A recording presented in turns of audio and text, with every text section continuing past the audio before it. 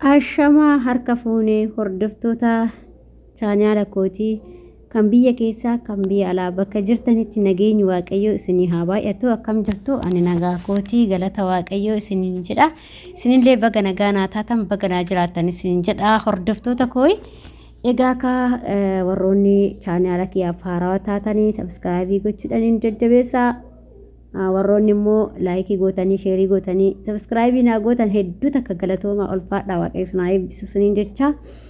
Egaa har'a maal qabattee dhufte jechuun keessanii oolu hordoftoota koo har'a waan hin qabadhee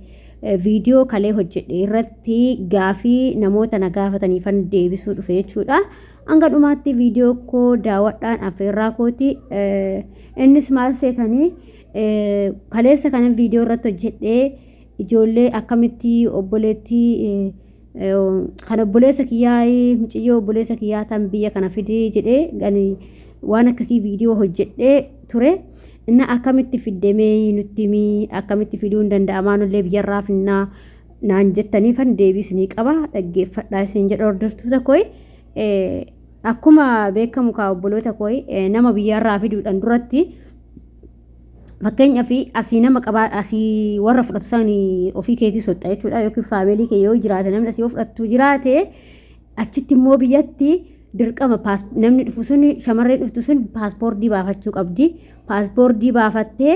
taa'uu qabdi. Paaspoortii yoo baafatte immoo yoo fakkeenyaaf asii nama argitee fi jettee ishiin immoo biyyarraa maasii fiddiseete gaafa ati nama argitee fi jara san argitee fi jarri sun wanti isaa sirraa barbaadanii suuraa micayyoo sanii paaspoortiin maaragiin ka'ee suuraa ishii wajjin paaspoortiin ishii san gara suuraa kunoo bakka wannoo sanii beektanii matire inni hundisaa suuraa kaasanii bakka keessaa san jechuudha bakka suuraan kee mul'atu san achiin suuraa keessan maaragiin kaasanii suuraa tokkollee wajjiniin sii kaasanii ejjeta ishii wajjiniin kan ejjetaatis kan gurdiitis hin ergitii jechuudha. Innaa isa ergitii saniin booddee immoo umrii ishii kan paaspoortiitiif kan ishii sitti sun tokkuma ta'uu qabaa. Umrii ishii hagam akka ta'e paaspoortii sanii wal qabsiistee kan paaspoortiidhaan maqaanis akkasuma haga kaakayyuu maqaa guutuu ta'ee sii ergu jechuudha. Kanuma sii ergiti ishiin gaafa sanii biyyarraa sii ergiti wasaappinis ta'uu waanuma fe'anis haa ta'u ergiti. Ati immoo maatii micayyoo kana fudhatutti wanta kana hundaa hin dabarsita jechuudha. Wanta kana hunda gaafa itti dabarsitee jettu isaan maktaba deemanii jechuudha. Maktaba deemanii wannoo sanii suuraa ishii sanis warrumii wanna hunda foorumii guuchisiisanii asii isaan tuwannoo viizaa muraaf jechuudha. Asii maaliif wanta hunda isaantu kaffala garuu isaan biyyaa futadhu kootti gaafa isiniin jedhe isin biyyaa kutattee dhuftu jedhatani didaa akkasitti hin danda'amu gaafa guuta jedhaati didaa asitti birriin kenninaa fi kutattee haa dhuftu fa'a akkasiin jedhantu jira. Biyya keenyatti hin beektan waan ta'eef wuddiidhas hin danda'amu akkasitti jechuudha.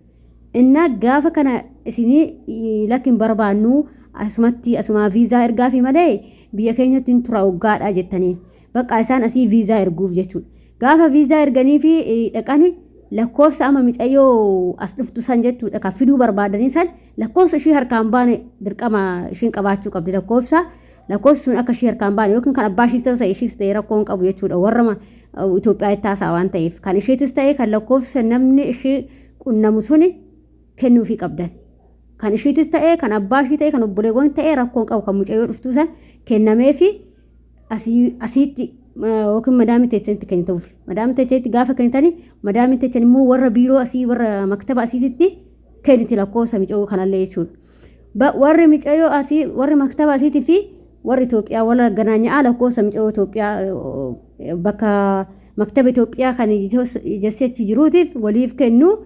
Achitti bakka waan hundi xumuramaa viizaa isaa achi bakka micayyoo bilbila achi hordoftu bakka fixxe cufurraa xumurtee irtaati. Kan hordoftu micayyoodha bakka kanaan booda micayyoodhaniin wanti isii barbaachisu viizaan ergamaa fi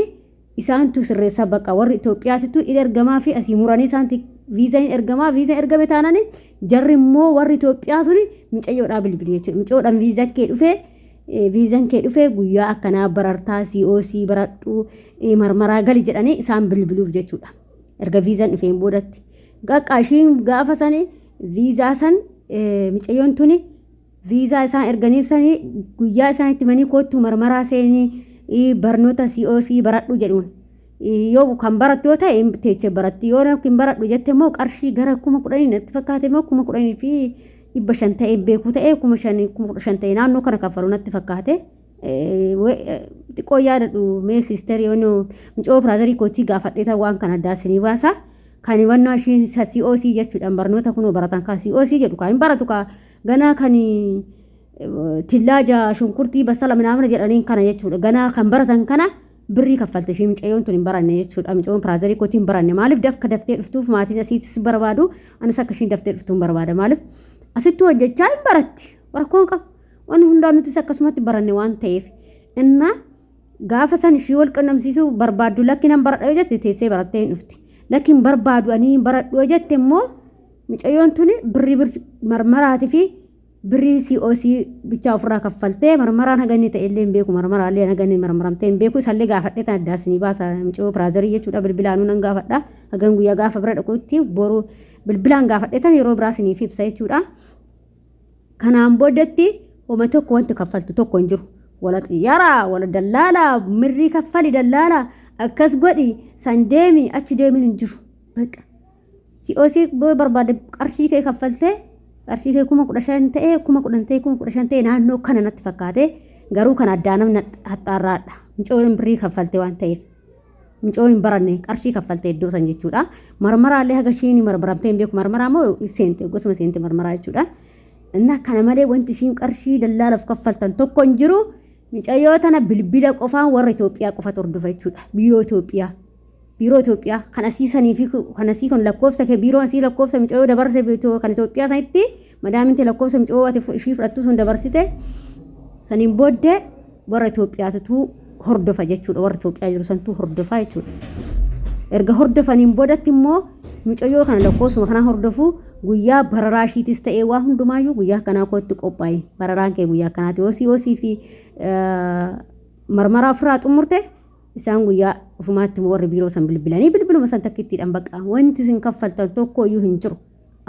wanni takka wanni ishiin kaffaltan hin jiru mucayyoo piraazarii kooti wanti ishiin kaffaltan hin jiru maaliif viizan asii murameef jechuudha indoom ana maallaan jettee niitiin koo daftee haa dhuftu tikkeetti achi murattee haa dhuftu naan jettee dhugaa rabbii hin danda'amuun jedheen oggaa guuttee yoo tikkeetti akkasitti murattee hin danda'amuun jedheen maaliif dura deemuu waan barbaadduuf ishiin oggaa guuttii tikkeettiin tursiisuu achitti nama tursiisuu oggaa guutuu hin jedheen ishii baqqaa namni ishiin birrii asitti nan kennaaf yaa murattee dhuftu naan jettee rakkin barbaadu jedheen asumaaf ishiitii murtee ergitee viizaa jechuudha kanas wanti biraan jiru mucoon tun guyyaa takka bakka wannoon bulle jechuudha bakka xiyyaaraa bulle ganamuma as geesse ganamuma oggosuma fuudhanii mucayyoo fudhatan jechuudha oggosuma fudhatanii oggosuma mucayyoo manatti galte bakka agarraa kuna ji'a sadi keessa erga erga fudhatanii jechuudha fataazanaa jettee hojjetatti birrii 1,000 dhufama birriin aaddisiin 1,000 yoo afaan beekan immoo 2,200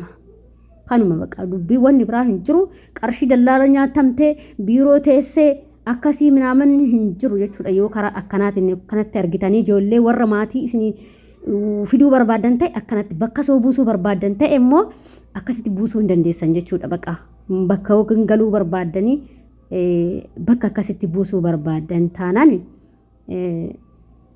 akkasitti buusuu barbaadanii jechuudha wanti isiniin galle hoo jiraate immoo na gaafachuu dandeessanii isiniin jedha hordoftoota kooyi maaliif hoo jettanii kanatti irra bareedadha maatiin keecha waciin ta'u deebisi ijoolleen as dhuftu kun hin dararamu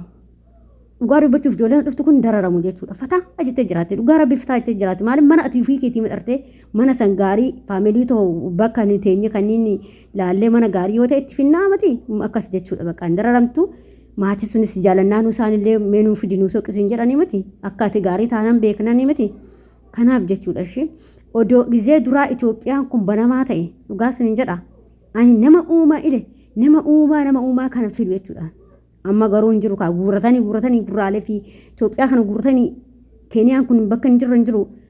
gara faamiliin tishii boqottee sun hundi isaanii duraan akka itti maqasaa turan gurraalee kana guurratan jechuudha nuu fidii akka keetii obboleettii kee nuu fiduuf yoo gaafanne biiroon cufaadha rakkannee ittiin dhiise bakka Itoophiyaan cufamaadha jedhan amma kunoo kan baname jechuudha ka እና akkasii isiniin jedha hordoftoota kooyi akkasitti fiduu hin dandeessan warri finnaa jettanii gaafii na gaafattanii jechuudha ishee maaliif gaafii keechan immoo namni tokko waa nama gaafachuu waa irraa barachuudhaaf miti waa fiduun immoo namni tokko kallattii gara garaatiin waa irraa barata Kanaaf obboloota koo waan siin galle yoo jiraate moo warra amma siin galle yoo jiraate na gaafadhaa rakkoon qabu siniif ibsa sirriitti jechuudha. Yoo barbaaddanis immoo keessan dhuftaniitis na gaafachuu dandeessu. Lakki immoo viidiyoos nu hojjedhu sirriitti nu hin galleesoo jettani koomeentii irratti barreessaa. Garuu sinii gala jedheeta yaada beeku kaan. Sinii galuu baanna na gaafadhaa keessanillee warri ijoollee fiduu barbaadan. Yookiin immoo viidiyoo amma leer deebi'ee hojjedhu jettani siniif hin hojjedha rakkoon qabu. Inni akkasii siniin jedha. Gaafii biraatis na gaafatanii turtanii ati maaliifi gaafii sanii viidiyoo biraata isin hojjedha ati maaliif silaatiin galtaa nama achi buustee obboleetti akka fiduu heddaa waan akkasii faana kan gaafatanii jira isallee bal'inaanan immoo isin ibsa maaliif akka bakka kana finne maaliif fiduu dhiisee yeroo sanan isin ibsa viidiyoo biraata irratti maaliif viidiyoo yoo dheerate namni nama ufachiisa viidiyoo dheerani viidiyoo gabaabduu wayya isin jechuu barbaade obboleewwan kooyi hordoftoota koo hundi keessanii hedduu takka galatooma ulfaadhaa warri subscribe namgootanis ulfaadhaa akkasuma immoo gaafii yoo qabaatan koomentiitti gaafachuun dagatinaa bye bye sinan jaaladha.